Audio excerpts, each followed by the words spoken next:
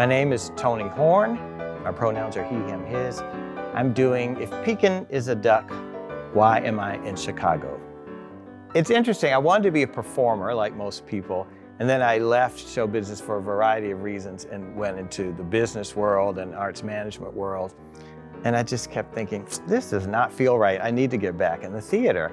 And I said, oh, directing has something in common with the managerial work I was doing in business, so maybe I could apply that. And so I went to the University of Memphis MFA program and graduated in 1999, and I became a professor. So I teach directing, and then I direct too.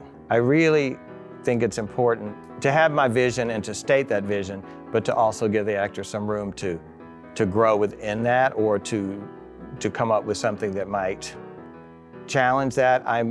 I want actors to not feel that they are just robots for me. So we have a lot of collaboration. I always try to create a very welcoming space. A lot of the shows I do have a lot of vulnerable moments in them, and I want to make people feel comfortable with that. So I try to come at it as we're partners, but then I have a process once I get in. So music first week, choreography second week, get 3 numbers done a week, and then, go into blocking and acting coaching. And that formula within the process has never failed me. As a director and as a teacher of directing, I have my students, research the original productions and read reviews of old productions and see what pitfalls there may be in doing a show and doing all this dramaturgical work that you can't just borrow from some other theater, you have to do yourself. And of course, I do that too on my shows. And the playwright is, of course, alive, so she's my dramaturgical resource, so it's still that same research there. But the only difference is that, I'm not reading reviews of old productions, and that's actually better, because then there's no expectation in my mind or the producer's minds in terms of what it should feel like or look like. So that's the only real difference for me. It's because we met long before we did the reading, so I could prepare for the reading. So getting to understand her motivation for why she wrote it, what she wanted to accomplish.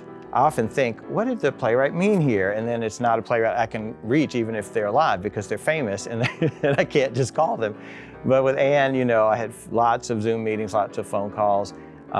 We've had a lot of collaboration over what should this character feel like and what did you intend. So she's very open to me and my interpretation. She's not trying to force an interpretation. She said if I wanted to suggest an adjustment or if I felt something needed to shift, she would be open to hearing it.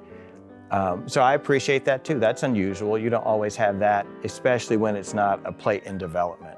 Well, first of all, it's like a work of historic fiction. So it's firmly rooted in American history.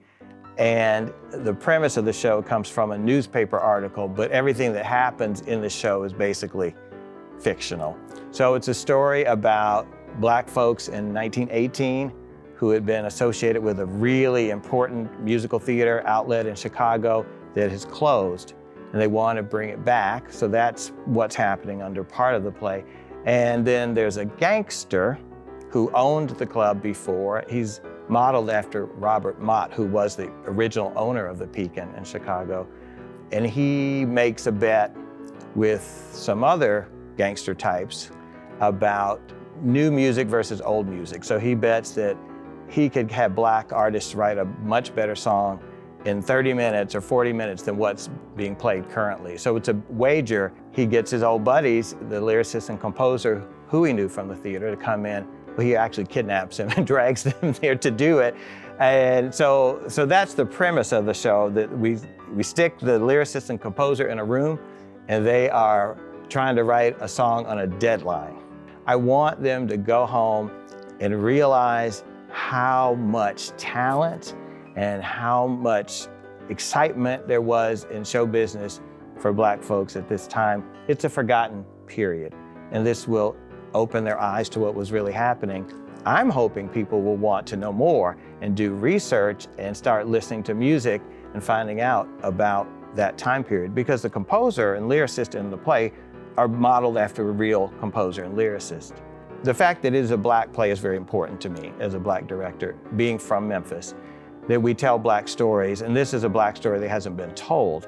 And I know that all of our audience members, regardless of race, are interested in understanding each other, right? So I think audiences of all colors will want to come see a slice of Black history, even though it's not a play they've heard of and there are songs that they don't know, because it really illuminates, as I said, this hidden piece or this forgotten piece of history.